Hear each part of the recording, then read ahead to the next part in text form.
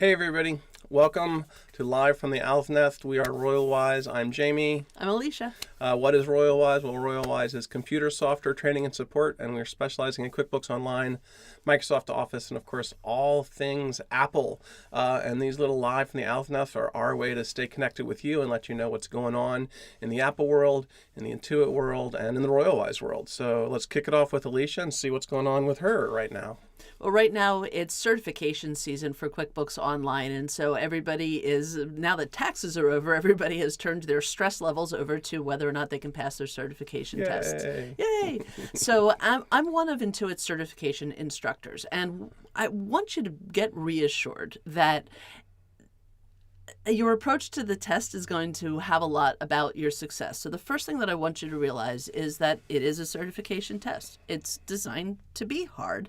If anybody could pass it, then it wouldn't be valid and it wouldn't have any meaning. And so you do have to be prepared. But there's a lot of really good ways that you can prepare. First of all, you can go to qbtrainingevents.com, which is Intuit's portal for their live trainings. And all the trainings are completely free. And there's trainings for course certification, advanced certification, and recertification. And the recertification tests are after you have already passed. The next year, you don't have to take the full test again. You just take that little piece for what's new. So they pare it down to really what you need to know.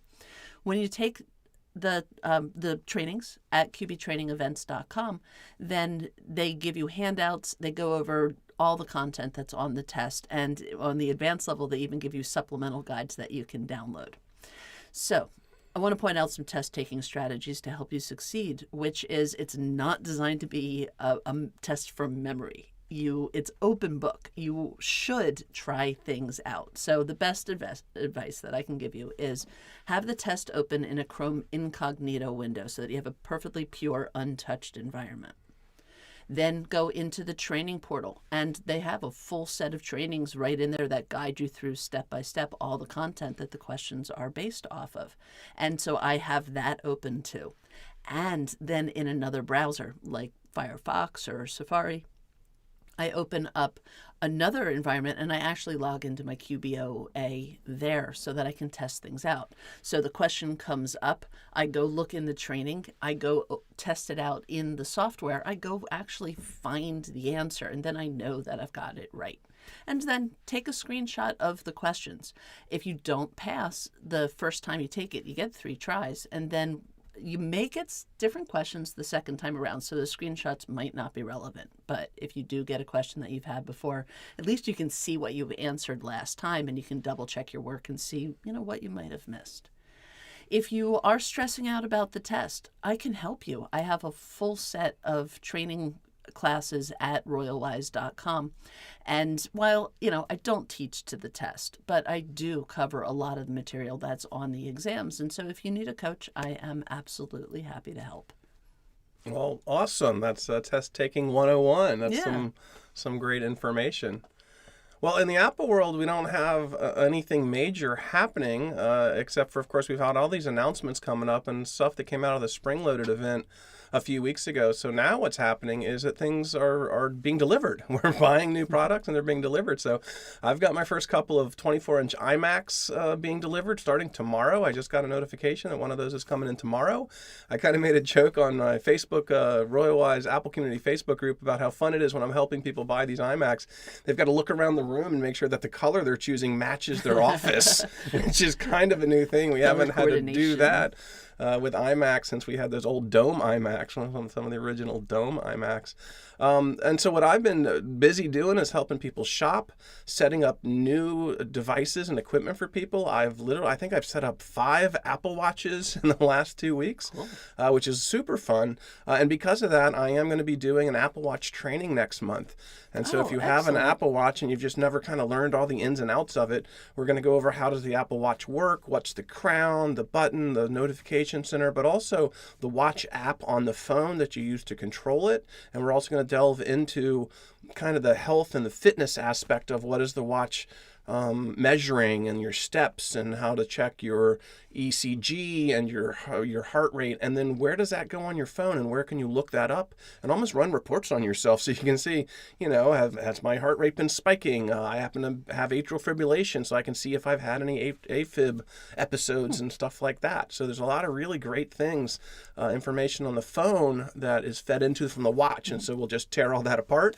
You know what my favorite thing is about my watch? What's that? That it unlocks my computer when I come up to it, because I have it password protected because I need the security. So as soon as I start up my laptop, my watch unlocks it automatically. And I think we mentioned it before, but if you don't know this, if you upgrade your iPhone to the new iOS 14.5 and your watch to the new watch OS 7.4, you can actually unlock your phone with a mask on. I need that. Yeah, that's super. Yeah. We mentioned that in the last Owl's Nest, but it's so cool. Like, why not, because I do Apple Pay all the time, like that tap to pay, and then it needs to verify my face, and then I can't because I have the mask on and I have to type my code in. Well, so I'm going to give you another tip is why don't you use your watch to do the Apple Pay? Shortcut that whole thing and just Apple Pay with your watch. I know there's a reason I married you. So what else you got going on? What's coming up for you? Well, I've been hard at work filling in gaps in my library. There's been certain topics that I wasn't sure how to approach, and so I have brand new courses on QuickBooks Online Full Service Payroll. I have a whole new course on reconciling your QuickBooks, because a lot of people will reconcile, but they don't really reconcile their QuickBooks. They just match the transactions that are on the statement. They don't look at all the other transactions that are there. And so they're like reconciling their QuickBooks. And so I originally set out just to show you how to do a reconciliation, and I realized, this is a great opportunity to use a reconciliation window as troubleshooting so that you can actually clean up your QuickBooks and find all those stray transactions. What are these checks that didn't clear? Why is this on here, both money in and money out? Like all the little errors that you can make. And I bet you that helps if it's repetitive, like, you're doing something wrong repeatedly, and you'll see that pattern there, right? And then you can break a bad habit. Go back and find out how to do it and not have to fix it later. Spectacular. Yeah, so I'm really excited about that course. And then the other new one that I created was how to set up QuickBooks Online, because either you're starting a brand new file or you're migrating from desktop. And both of them have special needs and considerations that you definitely want to think about to make sure that you're doing the whole thing properly from beginning to end. So setting up QBO is a new course on Royalwise.com also. Oh, that sounds wonderful. Yeah. And I'm going to have another course next month too, which is going to be the iPad OS course, which I've just never done. I've done iOS courses and Mac OS courses, and so now we're going to look at watch OS, but might as well jump in there and do the new iPad OS too, to show you kind of what the differences are and what new features the iPad offers that the small iPhone screen just doesn't support. So picture-in-picture and split screen, and I love spreading across my keyboard so I can still use it with my thumbs. Yeah, I get a phone call all the time from folks that are just like, my iPad's split in half. I don't know what to do. So we'll learn how to get ourselves out of that situation. Yeah. And then my last thing is I'm doing something new next month.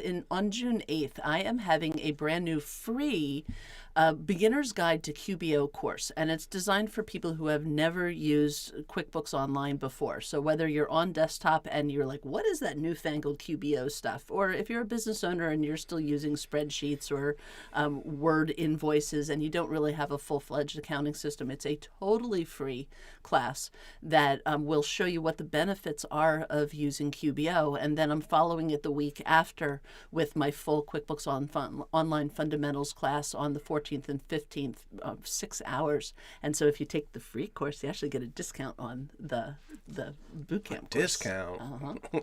Sounds great. Yeah, so take a look in the comments below for links to register for my free Beginner's Guide to QBO on June 8th. Oh, free class. I love that. I might have to do that sometime soon, too. You don't want to? No, I don't want you to touch my books. Nobody wants me to touch their books.